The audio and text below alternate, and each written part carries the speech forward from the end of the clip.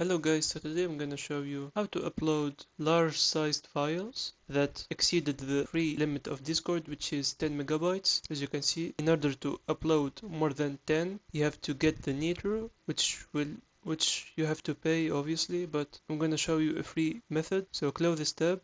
First of all, you have to go to Chrome, go type WeTransfer, click the first option. After that, as you can see in this section, you are on this dashboard. Make sure to register with your account. After that, in this left section here, you can add the files you want. You can send it to up to 3 people. Put your email address here and the title here and the message description, the availability date right here, or you can just click create a link, which is the most important thing. Just put your email here and then click continue. So once you complete all the required steps, a hyperlink containing your uploaded files will be generated.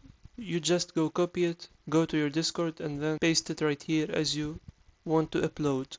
It's pretty simple and easy. Just make sure to play with the expired date right here, and that's it. Hope this video is helpful. Make sure to subscribe and see you on the next one.